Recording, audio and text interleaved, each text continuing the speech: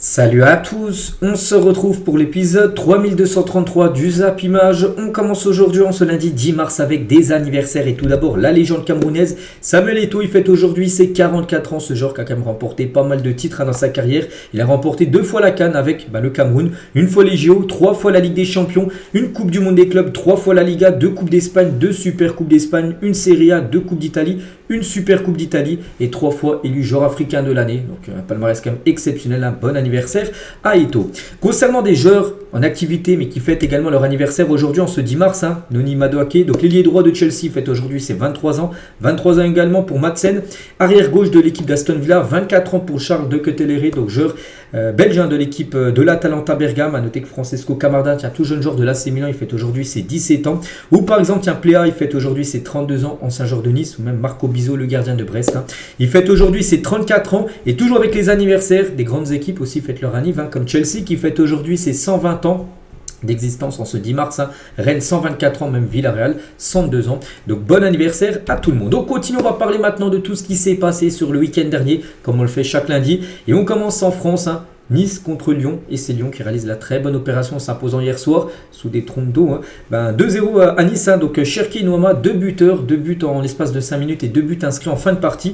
Donc parfait pour l'Olympique Lyonnais, un Lyon efficace, donc 8 tirs, 5 tirs cadrés et 2 buts marqués pour cette équipe qui a coulé l'équipe de Nice chez elle dans son stade. Et concernant Paulo Fonseca, donc le coach de Nice, n'oubliez pas les suspendus pour les 9 prochains mois. Donc en gros il a attendu seul dans le bus parce qu'il n'a pas le droit d'aller dans le vestiaire, il n'a pas le droit de faire une causerie, il a certainement fait la causerie l'après-midi, mais pas avant le match, parce qu'en gros il est suspendu par rapport à ce qu'il a fait.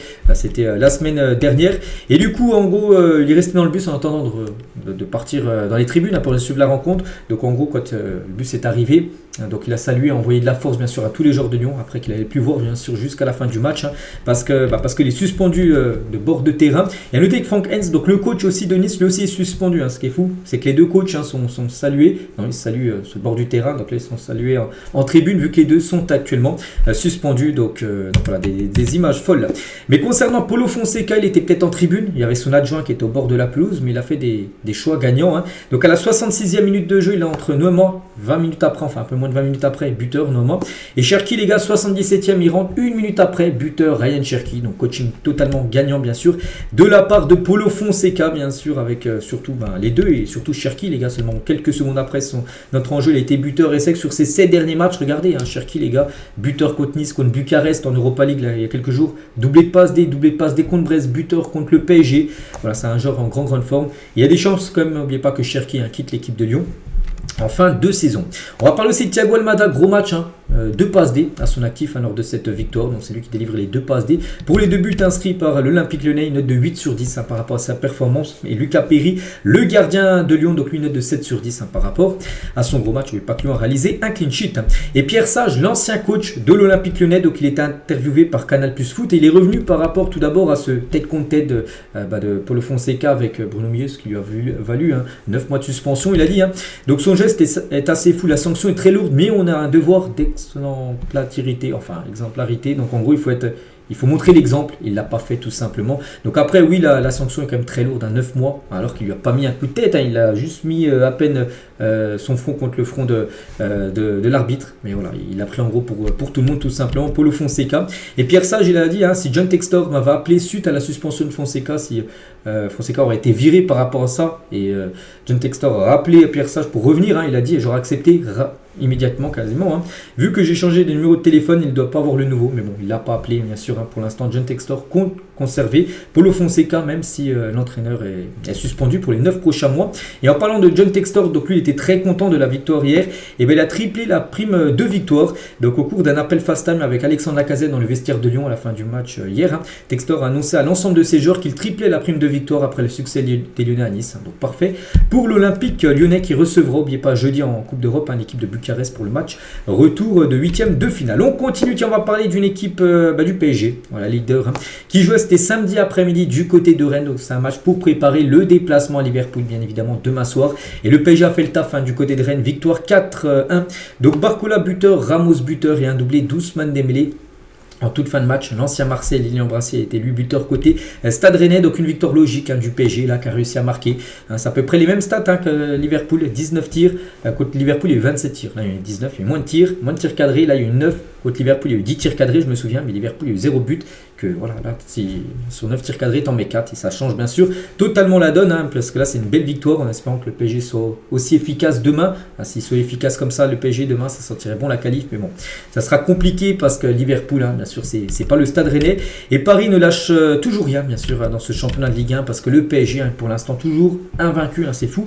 Et le PSG a perdu seulement un match sur ses 54 derniers matchs de Ligue 1. La statistique est complètement folle. Donc en gros, sur ces 54 derniers matchs, il y a 40 victoires. Il y a 13 matchs nuls et il y a seulement une défaite. C'était contre Toulouse en mai 2024. Ça va bientôt faire un an que le PSG n'a pas perdu dans le championnat français. La série est folle pour le Paris Saint-Germain. Et les matchs à l'extérieur en Ligue 1 sans perdre. Le PSG est très proche du record européen. Donc le PSG est invaincu à 37 matchs à l'extérieur en championnat. C'est un record en France et dans l'histoire du club. Seul l'AC Milan a fait mieux en déplacement dans les 5 grands championnats européens avec 38 matchs d'affilée à l'extérieur sans perdre en Serie A entre 1991 et 93. Voilà, pendant 38 matchs, ils n'avaient pas perdu. Le PSG est à 37 matchs à l'extérieur sans perdre. Donc prochain déplacement, je sais plus, je crois que ça va être Saint-Etienne pour le PSG. Ils vont jouer Marseille à domicile, après ce sera Saint-Etienne. S'ils ne perdent pas, et ils égaleront le record de l'AC Milan. Dernière défaite, c'était en février 2023 du PSG à l'extérieur. C'était dans le stade de l'AS Monaco. On va parler Dembélé, double buteur face à Rennes. Donc, c'est un ancien club, bien sûr, pour Dembélé. Donc, 20 buts sur l'année 2025. C'est quand même fou. Donc, incroyable. Ces stats sont folles cette saison. C'est 35 matchs, toutes compétitions confondues, 28 buts et 6 passes D. Et les joueurs les plus rapides à atteindre la barre des 20 buts, toutes compétitions confondues sur une année civile au 21e siècle. Donc, le record, c'est Ronaldo. Pour inscrire 20 buts, il lui a fallu seulement 13 matchs. Et Dembélé, les gars, il est très proche. Il lui a fallu 15 matchs lui pour inscrire 20 buts. Voilà, c'est les deux joueurs qui ont inscrit le plus de buts en si peu de matchs. Donc Dembélé, les gars, il est dans les stades de Cristiano Ronaldo à son prime. C'est ça qui est fou. Et record, bien sûr. Donc là, c'est en Europe, mais en France, c'est bien évidemment record. Dembélé devient le premier joueur de Ligue 1 à inscrire 20 buts sur les 3 premiers mois d'une année civile sur les 50 dernières années. Même Mbappé, Zlatan, tout ça au PSG ne l'ont pas fait ces dernières années. Lui, il le réalise. Donc, en espérant que demain, il soit de nouveau décisif, parce qu'en Ligue 1 il n'y a pas de souci. On attend un grand Dembélé demain pour la Champions League. On va parler aussi de Barcola, lui aussi un gros match, un buteur puis passeur D à Rennes cet après-midi. Donc ses 6 derniers matchs avec le PSG. Bon, contre Liverpool, il n'est pas marqué, de toute façon personne n'a marqué contre les Reds, mais voilà, contre Rennes, un buteur passeur D, Lille buteur, Stade Brugge un passeur D. Voilà, en gros chaque match il est décisif. Bradley Barcola, après il aurait certainement peut-être pas dû finir le match, Barcola. Donc la main volontaire de Barcola pour contrer une passe rennaise. Donc en gros, je sais pas si c'était un réflexe, j'en sais rien, mais il a tué le ballon de la main. Et là, ça méritait totalement un jaune. Donc pas de carton. Il n'a pas pris de carton. Je crois que déjà qu'il avait un jaune.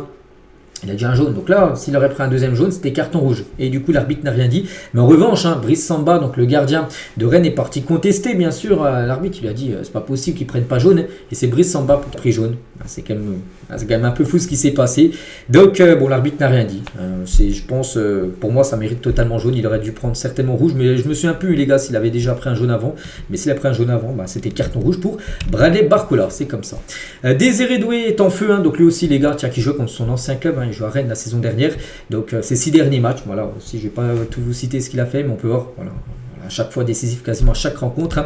Désiré Doué s'exprime sur son club formateur, le Stade Rennais. Donc ça m'a fait plaisir de les revoir. C'est le club où j'ai grandi. Sans Rennes, je ne serais pas là. Bien sûr, n'oubliez pas qu'il avait le choix. L'été dernier entre le PSG et le Bayern. Il a refusé le Bayern pour aller au PSG.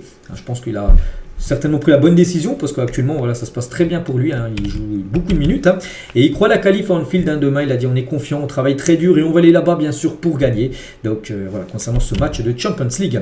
Et Barcola et Désiré Doué note de 7 sur 10 dans le journal L'équipe par rapport à leur grosse performance. On peut parler aussi de Kvaratskhelia et surtout de ce, je sais pas comment on appelle ça, peut-être un porte-manteau, le geste technique où il a récupéré le ballon, mais regardez son pied comment il est monté très haut. Donc voilà. Quand même incroyable bien sûr la détente du joueur géorgien.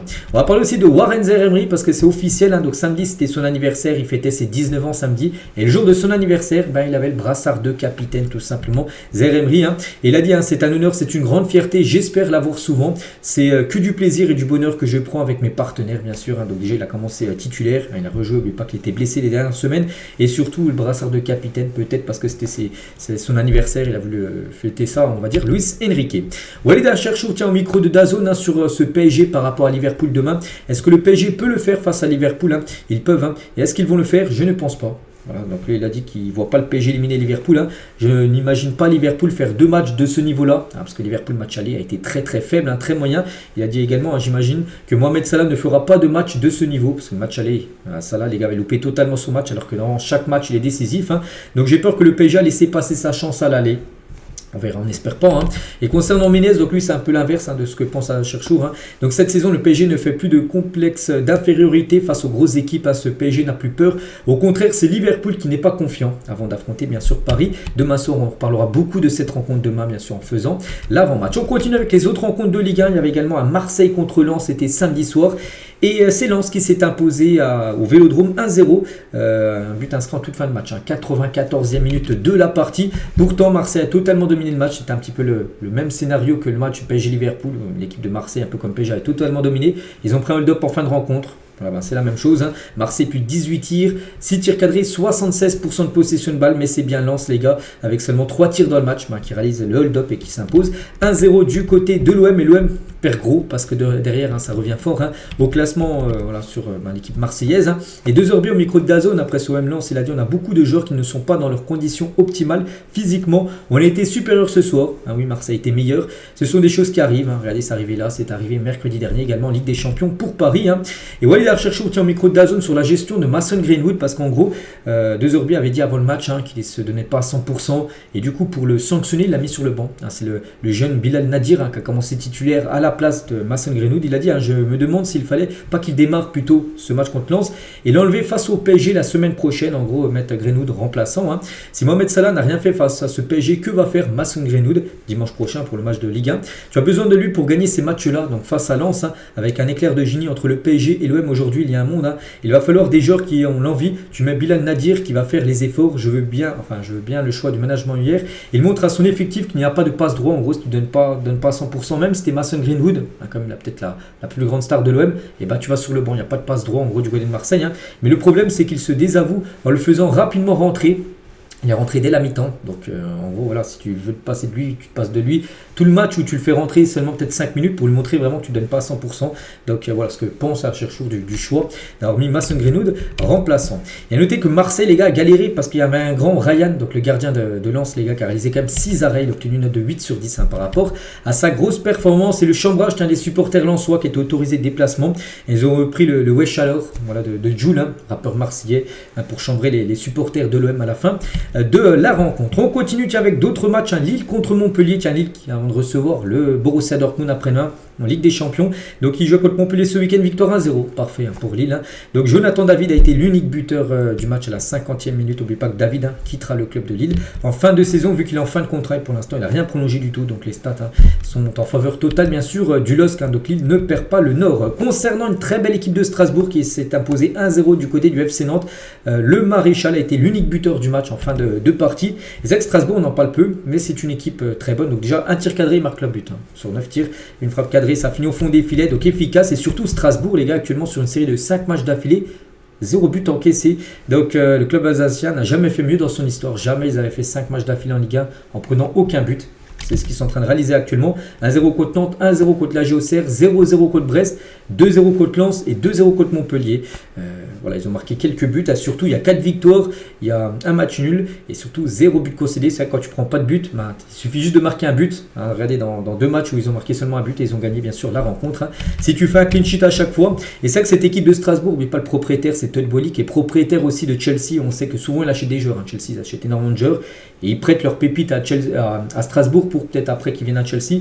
Des joueurs comme Nanasi, Mega, tout ça, Diarra, Santos. Voilà, c'est des magnifiques pépites les gars et ça se passe très bien du côté de Strasbourg. On va parler de Brest contre Angers, c'était ce week-end également. Donc 2-0 pour le stade brestois. Donc Sima et Fevrin ont été les 2 buteurs de la rencontre dominée à part Brest.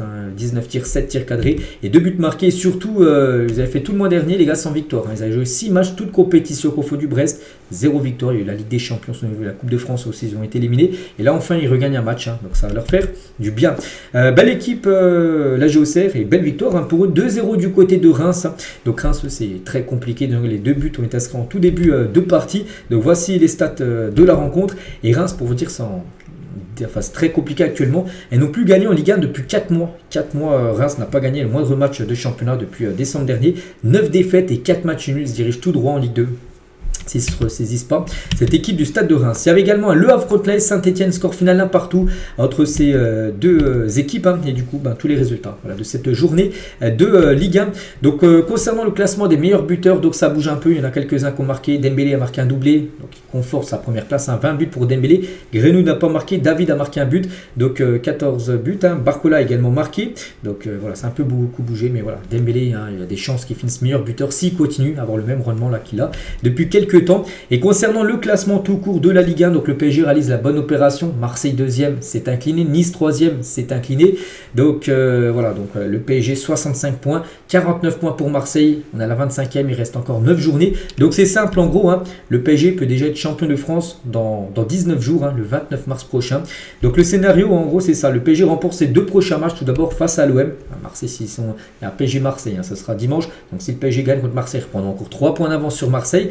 Et après le prochain match du PSG, c'est un déplacement à Saint-Etienne. Donc s'il gagne également ce déplacement-là, et que si Marseille, les gars, perd contre le PSG, bien sûr, la semaine prochaine, et perd après le match d'après contre Reims, et le PSG sera déjà officiellement sacré champion de France dès le mois de mars, fin mars.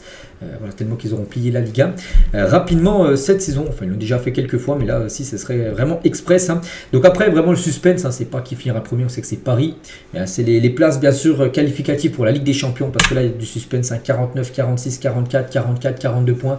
Donc voilà, ça sera le gros suspense jusqu'à la fin de la saison. On continue rapidement avec la Ligue 2. On va parler d'un autre Paris, le Paris FC. Donc deuxième qui joue contre Lorient premier, c'était samedi après-midi. Et c'est le Paris FC qui s'est imposé 3-2 avec un doublé de Crasso et un but de Cafaro. Donc belle victoire bien sûr du Paris FC dans l'optique de monter en Ligue 1 la saison prochaine. Donc voilà, belle victoire pour les Parisiens. Et belle victoire aussi du FC Metz qui est une équipe aussi qui aspire à monter en Ligue 1 la saison prochaine. Sont imposés facilement 5-1 contre l'équipe de Annecy. Tous les autres résultats, on avait parlé déjà samedi des matchs qui ont lieu vendredi. Donc ce soir il y a Dunkerque qui se déplace du côté de Rodez pour finir cette 26e journée de Ligue 2. Le classement, donc Lorient qui s'est incliné contre le Paris FC 2e, du coup même nombre de points, 52 points pour les deux équipes. Il y a Metz juste derrière, premier barragiste, 50 points. Puis Dunkerque, Dunkerque si s'impose ce soir, pourrait être juste derrière le Paris FC, mais juste il pourrait gagner une place devant Metz. Donc voilà, il y aura beaucoup de suspense parce que Guingamp a un peu décroché. Voilà, sur les 4 premiers, déjà il y aura 2 qui vont monter directement, puis après il y aura le système, vous savez, de play-off. On quitte la France maintenant, on prend la direction de l'Angleterre et on commence avec le leader Liverpool qui joue contre Southampton et sans souci. Liverpool, victoire 3-1. On se souvient, les derniers matchs, ils ont aussi gagné à Paris, mais ça a été compliqué. Bon là ça a été un peu plus simple, même s'ils perdent 1-0. Ils perdent 1-0. À la mi-temps, il y a 1-0 pour Southampton. Et bon, Liverpool a fait le taf en deuxième mi-temps. Nunez buteur et bien évidemment Mohamed Salah. Double buteur, doublé sur pénalty pour Mohamed Salah. Donc 28 tirs, 7 tirs cadrés. Eux ont marqué les 3 buts. Donc voilà, belle victoire avant de recevoir le PSG. Demain en Ligue des Champions et on va parler bien sûr de Salah. Double buteur sur penalty, donc 27e but en Première Ligue. Je ne sais pas si vous vous rendez compte, c'est exceptionnel. Donc cette saison, c'est 41 matchs, toutes compétitions confondues, c'est 32 buts et 22 passes D. Toutes compétitions confondues, bien sûr, mais seulement en PL1, c'est 27 buts. Et c'est que si on cumule ses buts et ses passes D en Première Ligue, il est déjà à 44. Regardez, le deuxième meilleur joueur le plus prolifique en Première Ligue, but et passes D, c'est Isaac, 24. Après, il y a Erling Haaland, 23. Et lui, il a 44. Il a le double. D'Alexander Isaac, enfin un peu moins du double, mais voilà, c'est quand même fou ce qu'il est en train de réaliser. Et dans l'histoire de la Première Ligue, il est très proche même de battre le record. Donc déjà lui, c'est sa meilleure saison. Il a déjà aussi des belles saisons dans le top 10, mais là c'est sa meilleure. Donc 27 buts et 17 passes D. Il faut rajouter aussi les 17 passes D, donc il a 44 buts et passes D. Donc après, il y a André Ayew et Alan Shearer qui sont eux à 47. Mais voilà, lui il a joué 27 matchs, il reste encore pas mal de matchs quand même à jouer. Donc en gros, il lui reste plus que 3, enfin on va dire 4 pour être le premier. 3 il sera ex aequo. Mais voilà, 4 buts ou passes D, peu importe, sur les 8 ou 9 derniers matchs de Première Ligue pour être élu, pour être le joueur le plus décisif de l'histoire de la Première Ligue. Un but et passes D cumulés sur une saison. Donc voilà, c'est quand même fort ce qu'est en train de réaliser Mohamed Salah. On va parler de Virgil van Dijk, donc nouveau match sans défaite. Mais bon, il a perdu 3 fois, mais en 115 matchs quand même à domicile, seulement 3 défaites pour Van Dijk. C'est quand même impressionnant, bien sûr, à domicile. Ça se passe très bien souvent pour lui. Et à la fin du match, bien sûr, donc il a parlé du match retour de LDC. On n'a pas autant souffert depuis longtemps. Perdre le match aurait été logique déjà lors du match aller. Et Hans Slot sur ce PSG qu'il affrontera demain. L'intensité qu'a mis le PSG contre nous, je ne l'ai jamais vu dans un autre match cette saison. Personne d'autre avait aussi bien joué que contre Liverpool cette saison. Hein. On doit monter d'un cran pour se qualifier parce qu'il sait que ça sera très compliqué demain, bien sûr, contre les Parisiens. On continue, on revient nous sur la Première Ligue. Hein. On va parler Liverpool, un premier, parfait, ils ont gagné. Deuxième, Arsenal est de nouveau accroché. Arsenal lâche des points. Arsenal, on peut dire, il dit adieu au titre. De toute façon, Liverpool gagnera le championnat, il n'y a pas de débat. Donc, un partout. Donc, Bruno Fernandes a été buteur sur un magnifique coup franc avant que Declan Rice s'égalise en fin de... en mi-temps, deuxième mi-temps. Donc voici les stats de la partie. Je n'ai pas vu le match, mais il y a eu plus de tirs, plus de possession côté Arsenal. Après les tirs cadrés sont les mêmes. Et Manchester qui menait quand même 1-0 à la mi-temps. Et ça, c'est une stat qui est folle. Hein. Manchester n'a plus perdu un match de championnat Old Trafford à domicile en menant à la pause depuis 1984. Quand ils mènent à la mi-temps, donc là ils menaient 1-0, ils ont fait égaliser, mais ils n'ont plus perdu depuis 41 ans. C'est fou quand même cette stat, 306 matchs et 0 défaite. Là, ils n'ont pas perdu, bon ils auraient pu perdre, ils auraient pris un deuxième but, ils auraient perdu le match, et la série là aurait été finie depuis 41 ans d'affilée, mais voilà, du coup ils n'ont pas perdu. Voilà, c'est quand même une stat folle, plus de 306 matchs pour eux. On va parler du but de Bruno Fernandes, magnifique coup franc direct, c'est parti en pleine lucarne, mais regardez quand même le positionnement du gardien, David Raya, le gardien d'Arsenal. Bon, c'est vrai qu'il se place son mur, donc il doit avoir le ballon, mais je pense qu'il est un peu trop excentré sur la droite, et du coup, pour Bruno Fernandes, il y avait le boulevard pour mettre une lucarne, et c'est ce qu'il a fait lors de ce match. Et à noter que Lenny Yoro, lors de ce match, les gars, est sorti blessé. Contre Arsenal, c'est un bon rétablissement. Donc c'est un jeune joueur, les gars, qui l'a remplacé, c'est Eden Yeven, voilà, un joueur né en 2006, qui a été formé à Arsenal, qui a joué hier contre son club formateur. On continue, on a parlé du premier, on a parlé du deuxième, on a parlé du troisième, contre le quatrième, c'était Nottingham Forest contre Manchester City, et c'est Nottingham Forest qui s'est imposé 1-0 contre City ce week-end. Hudson Odoi, l'unique buteur du match en fin de partie à la 83e minute de la rencontre. Donc parfait bien sûr pour Nottingham Forest qui se dirige peut-être vers une qualification LDC saison prochaine s'il continue. Donc Nottingham Forest n'a pris qu'un but et est invaincu à domicile contre Tottenham, Liverpool, Arsenal et City. Seulement un but encaissé alors que ces équipes-là ont été jouées à Nottingham. C'est une équipe bien sûr redoutable. Chelsea maintenant 4e vu que City s'est incliné. Donc City est passé 5e et Chelsea ils ont gagné. Donc du coup eux sont actuellement dans le top 4. Ils ont joué contre Leicester et victoire 1-0 de Chelsea. C'est Cucurella, l'unique buteur du match. A noté Cole Palmer, un tir à penalty arrêté par le gardien de Leicester. Donc Chelsea à sens unique, 20 tirs, 7 tirs cadrés et un but marqué. Et la célébration de l'Espagnol Cucurella qui a célébré en pingouin. Je ne sais pas trop c'était quoi la référence, mais voilà, c'est sa célébration. Et pour revenir sur Cole Palmer, j'ai dit, il a tiré un penalty et c'est la première fois qu'il loupe un penalty dans sa carrière. Il est à 12 sur 12 les gars, depuis le début de sa carrière, il marquait à chaque fois ses penalty. Premier penalty pas marqué pour Cole Palmer qui est actuellement dans une période délicate. On sait qu'il y a quelques mois les gars il marquait but sur but, match après match. Il y a une période où il galère quand même à être décisif. Le joueur anglais, mais bon, le plus important c'est la victoire bien sûr de son équipe. Tottenham contre Bournemouth 2 partout. Bournemouth menait 2-0 et Tottenham a fait un petit comeback, une remontada en fin de match et est revenu bien sûr à 2 partout, mais c'est quand même encore 2 points perdus pour les Spurs. Donc et à noter les gars quand même que ce match, Vicario, donc le gars de Tottenham, a déjà effectué 4 arrêts. 5 minutes de jeu, 5 minutes de jeu en début de match, il y a déjà 4 arrêts, 4 tirs cadrés de Bournemouth, donc 4 arrêts du gardien, c'est quand même fou de aussi mal commencer. Heureusement ils n'ont pas pris de but sur ce début de match, mais voilà, ils ont déjà concédé trop d'occasions, l'équipe de Tottenham. Et Clover passeur D contre Tottenham alors de ce week-end, donc 13 buts et 7 passes D en 31 matchs cette saison, vraiment il réalise une très belle saison, donc décisif 20 fois quand même cette saison, en première ligue, voilà, son cumul but et passes D, donc très belle saison pour l'ancien niçois. Et aussi ce joueur les gars, Milos Kerkez, qui est ciblé par des grandes équipes, et ce joueur hongrois, donc décisif pour la 7e fois de la saison Première Ligue. Voici ce joueur, et je crois qu'en plus il joue latéral. Regardez les latérales, regardez quand même les stats qu'il a. C'est un joueur, je pense, qui ira dans une grande équipe l'été prochain. Wolverhampton contre Everton à partout lors de cette rencontre. On peut voir les stats de la rencontre, c'est les autres matchs. Un soir il reste West Ham Newcastle pour clôturer bien sûr cette journée. Aston Villa s'est imposé 1-0 du côté de Brentford. Crystal Palace s'est imposé 1-0 contre Ipswich, ou victoire de Brighton 2-1 contre Fulham. Et le classement, c'est Liverpool qui s'envole les gars. Liverpool 70 points, Arsenal 55 points. Il y a 15 points d'écart. Oui, Arsenal après un match en retard. On va dire qu'ils gagnent leur match en retard. Ça fera toujours 12 points d'écart alors qu'il reste, on a la 29e, il reste 9 journées. Voilà. Donc en Ligue 1, on sait que c'est le PSG. En Première Ligue, on sait que ça sera Liverpool qui gagnera le championnat. Là, il n'y a plus de suspense. Donc après, bien sûr, Arsenal, Nottingham, City, les gars, n'est même pas en Ligue des Champions pour l'instant, en saison prochaine. Et concernant le maintien, Southampton, un jour en 2e division, c'est quasiment sûr. Et après, ça va être la lutte. Après, on passe de 33 points à 23 points. Donc ça joue entre Wolverhampton, là, entre ces 3 équipes-là. Il y en aura 2 qui descendront, une qui arrivera à se maintenir. On bascule maintenant sur le championnat espagnol. Et on commence souvent, quand je commence avec le championnat, je commence avec les leaders. Donc Donc le Barça, je pense que vous avez vu ce week-end pour ceux qui suivent un peu l'actualité du foot, le match n'a pas été joué, le match est reporté parce que ce Barça-Osasuna qui devait se jouer samedi soir a été reporté. Pourquoi? Parce qu'en gros, le Barça a annoncé le décès de Carles Minaro Garcia, c'est le médecin de l'équipe première. En gros, qu'est-ce qui s'est passé? Donc samedi après-midi, le match était à 21h, donc samedi après-midi, il a fait une sieste et il ne s'est jamais réveillé, malheureusement. Donc on pense fort à lui, on pense fort à sa famille. C'est pour ça que le match n'a pas été joué. Les joueurs ne voulaient pas jouer ce match, bien sûr. Alors que regardez, il était là le matin même, comme j'ai dit. Il a même été là, il a mangé bien sûr avec le groupe le midi. L'auteur Carles Minero était présent avec l'équipe en préparation du match contre Osasuna, bien sûr. Donc c'est pour ça que le match était reporté.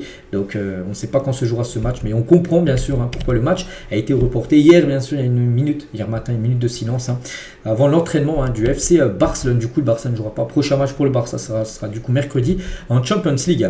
Du coup, on va parler des autres équipes qui ont joué. L'Atlético Madrid, deuxième, jouait du côté de Retafe. Et le Barça sans jouer, c'est déjà une bonne opération parce que l'Atlético deuxième, ils sont inclinés à Retafe 2-1. Donc il menait 1-0 quand même l'Atlético. Sorloth à la 75e, il reste 15 minutes de jeu. Quand on connaît la défense de l'Atlético, on pense ils vont cadenasser en défense, pas de souci. Cette victoire 1-0, pas du tout. Donc en gros, le fait de jeu, c'est Correa, il a pris rouge à la 86e. Et après, 88e, 2 minutes après, égalisation. Et 92e, but de Arambari qui a marqué un doublé. Et victoire de Retafe 2-1. Donc ils ont totalement floppé en fin de match l'Atlético, surtout après le rouge de Correa. Et du coup, ça c'est pas du tout bon. Surtout qu'ils auraient pu, s'ils auraient gagné, ils seraient passés devant le Barça. Ils auraient eu un match en plus, mais là ils ont perdu. Donc pour les Colchoneros, c'est pas du tout un bon résultat avec ce comeback qu'ils ont pris. Souvent c'était eux qui marquent des buts en fin de match pour gagner les rencontres cette saison. Voilà, cette fois-ci ça a été plutôt dans le sens inverse. Et Correa qui a pris rouge, donc il a complètement disjoncté. Regardez ce qu'il a dit à l'arbitre. Après avoir reçu le rouge cet après-midi, donc Correa a insulté l'arbitre en pleine face. Donc fils de, je ne vais pas dire après, vous savez ce que c'est, espèce de lâche, là, à ta mère. Voilà, donc vous savez c'est quoi à chaque fois, c'est quoi le mot entier, donc il va prendre cher. Donc selon le règlement de la Fédération espagnole, les risques entre 4, je pense que ce sera beaucoup plus, et 12 matchs de suspension. Parce que l'arbitre a mis ça dans son rapport, donc il va beaucoup manger, bien sûr, Angel Correa, et il a fait son mea culpa, ça veut dire en gros c'est excusé sur Twitter, je demande pardon auprès de l'arbitre du match pour ma réaction après mon expulsion, cette réaction ne me ressemble pas, j'étais très en colère après avoir laissé mon équipe à 10, et j'ai réagi de la pire des manières, en lançant quand même cette insulte où il va manger, je m'excuse également auprès de mes coéquipiers du staff technique, parce que oui, à cause de son rouge, tout ça, ils n'auraient pas pris rouge, je pense pas que Retafe serait revenu, peut-être ils auraient égalisé, mais ils n'auraient pas gagné le match. Et là, du coup, ça a entraîné, on va dire, la défaite de l'Atlético Madrid. Et concernant Arambari, celui qui a marqué le doublé contre l'Atlético, les 2 buts. Donc ce milieu défensif uruguayen avait signé à Bordeaux en 2016, c'est un joueur qui a déjà joué en Ligue 1, avec 2 joueurs qu'on connaît bien, Malcolm et Bernardoni. Après une saison très compliquée en Ligue 1 avec seulement 12 matchs disputés, le joueur s'était relancé en Espagne du côté de Retafe, il a déjà disputé 211 matchs en 8 saisons. Et voilà, c'était un joueur à l'époque qui jouait à Bordeaux, il avait très peu joué 12 matchs, mais depuis il est parti en Espagne et ce week-end il a marqué un doublé contre l'Atlético Madrid. Je pense que le Barça peuvent le remercier parce qu'on sait que l'Atlético est en ballottage aussi avec le Barça pour remporter le championnat.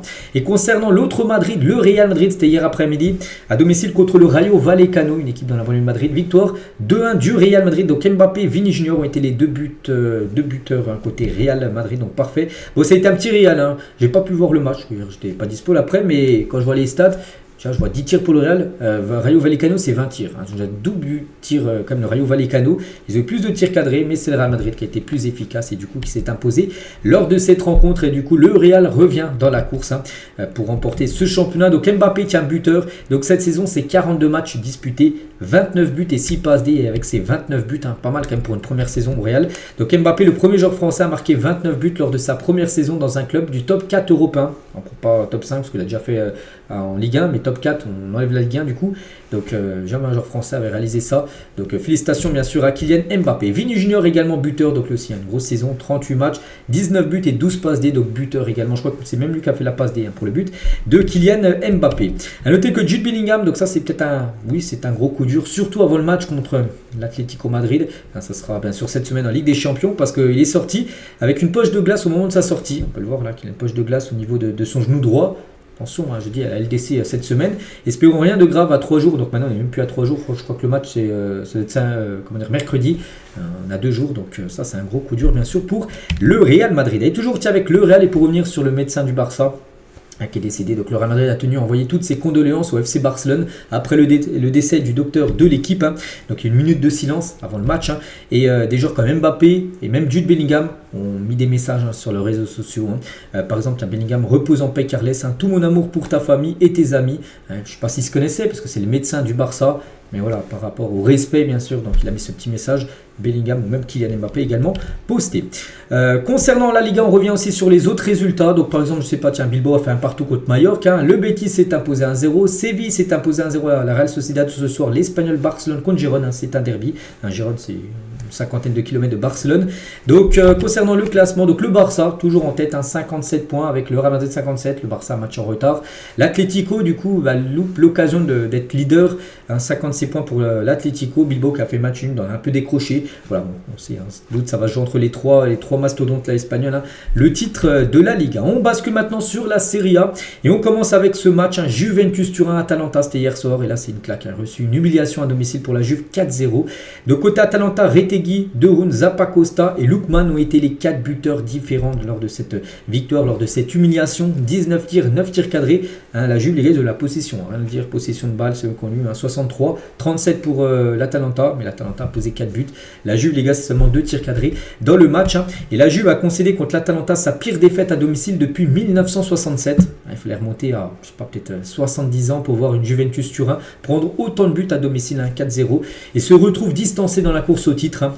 Parce que nous ne gagnerons pas de nouveau. N'oubliez pas que la Juve, il y a 5-6 ans, ils ont enchaîné 10 années d'affilée en remportant la Serie A. Et là, depuis 3-4 ans, ils n'arrivent plus du tout à gagner le championnat. Cette année, de nouveau, ils ne gagneront pas le championnat. Retegui, donc buteur avec l'Atalanta contre la Juve.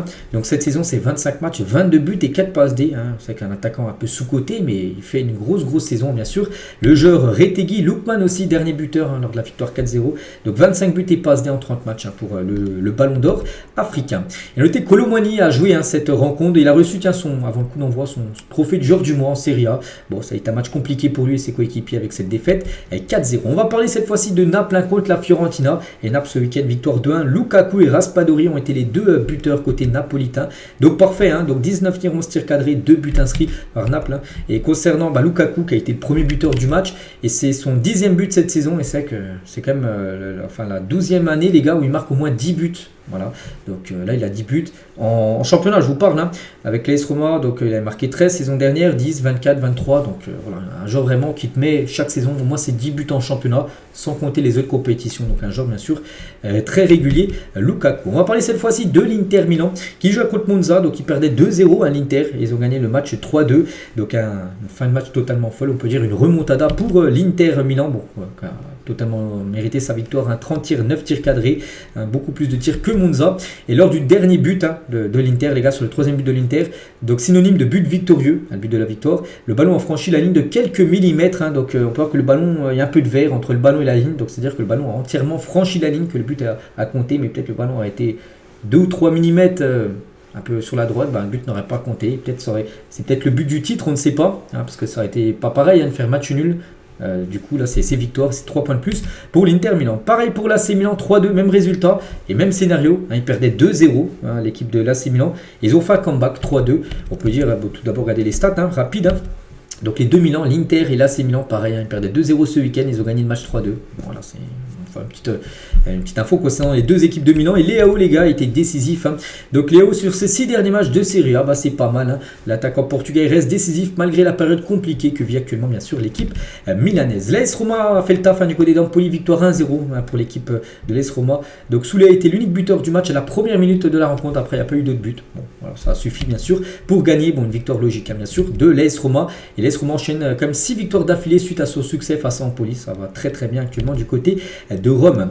Les autres résultats, je parlais des plus grosses équipes, il y a l'Lazio de Rome contre Udinese pour clôturer bien sûr cette journée en Italie et le classement, donc c'est serré surtout avec les 3 premiers, l'Inter 61, Naples 60 et l'Atalanta 58. On parlait du championnat, tu déjà plié la Ligue 1 ou la Première Ligue, mais en Serie A, là, il y a du suspense. Donc la Juve a un peu décroché parce qu'on passe 58 à... Ils ont 6 points de retard sur l'Atalanta avec leur victoire, leur défaite hier, c'est pas bon. Donc voilà, ça joue entre les 3 premiers sur le titre de champion d'Italie. On continue cette fois-ci avec le championnat allemand, le Bayern Munich contre Bochum. Donc le Bayern défaite, c'est qu'il y a eu pas mal de surprises, ceux qui ont fait des paris sportifs un peu ce week-end. Je pense qu'il y en a pas mal qui ont dû perdre. Parce que là, normalement, c'est peut-être un match pour compléter ton pari, pour mettre la victoire du Bayern. Mais ils ont perdu 3-2. Le Bayern Munich, il y avait un doublé de Raphaël Guerreiro, pourtant latéral du côté de Bayern. Mais ça n'a pas suffi. À noter qu'un rouge aussi a changé le match. Paligna a pris rouge côté Bayern Munich à la 43e, ce qui a fait la remontada, on va dire, de Bochum. Donc voilà, c'est ça la faute de Paligna, rouge direct. Logique, regardez la semelle qu'il met sur la cheville du joueur de Bochum, donc carton rouge, et ce qui a entraîné après la défaite du Bayern Munich. Bon, il y avait 2-1 avant le rouge, donc rouge, puis après 2-2 et 2-3 pour l'équipe de Bochum. Les Bavarois se dirigent vers leur deuxième défaite de la saison. C'est fait, ils ont perdu ce match. Défaite aussi pour Leverkusen, donc là aussi, c'est une sacrée surprise. Leverkusen à domicile contre le Werder de Brême. Non, ça devait passer, c'est pas passé. Ils enchaînent quand même 2 défaites d'affilée, Leverkusen. Ils ont perdu il y a quelques jours 3-0 Bayern Munich, là ils perdent là. C'est pas au mieux que pour cette équipe qui avait été invaincue, souvenez-vous, saison dernière. Donc, et surtout, c'est pas le mieux pour préparer le match contre le Bayern Munich. En Ligue des Champions cette semaine. Bon, le Bayern a également perdu, on en a parlé juste avant, mais voilà, c'est quand même une sacrée surprise, c'est la défaite de Leverkusen. Dortmund aussi défaite, là aussi c'est quand même une surprise, ils jouent contre Augsbourg à domicile, et Dortmund pas mieux avant de préparer le déplacement à Lille après-demain. Donc défaite, c'est marqué 2-0, donc Zobel a perdu 1-0. Peut-être une faute de frappe sur l'image, c'est bien une défaite 1-0, mais voilà, c'était un faible Dortmund, pourtant il y a eu des tirs, 14 tirs, mais seulement une frappe cadrée, et Augsbourg aussi une frappe cadrée, et enfin eux ils n'ont pas marqué Dortmund, mais Augsbourg ont marqué sur leur frappe cadrée. Du coup, victoire 1-0. Et Guirassy avant le choc contre Lille, ça serait inconcevable de sortir de la Ligue des Champions à ce stade de la compétition, parce que Dortmund le sait, en 8ème, ils auraient pu taper dans le top 8, ils auraient pu taper, je sais pas, un Barça, un Liverpool, un Inter Milan, ça aurait été peut-être plus compliqué, mais là ils ont chopé Lille, ils savent que c'était une équipe totalement à leur portée. Pour eux, sortir dès les 8ème de finale serait un gros coup dur, surtout qu'ils ont attaqué comme la finale saison dernière. Maintenant, ça à Lille, bien sûr. Je pense que Lille vraiment peut le faire après-demain, éliminer cette équipe du BVB. Et du côté de l'Allemagne, comme je dis, 3 grosses surprises en Serie A, défaite de Leverkusen, du Bayern et de Dortmund. Voilà, sur ce week-end, on peut même parler, je sais pas, tu as la défaite aussi de Francfort, qui est, je crois, 2 ou 3e. Ils ont perdu contre Union Berlin 2-1. Leipzig n'a pas gagné. En gros, pratiquement aucun gros a gagné ce week-end du côté du championnat allemand. Donc voilà, et Bayern, bon.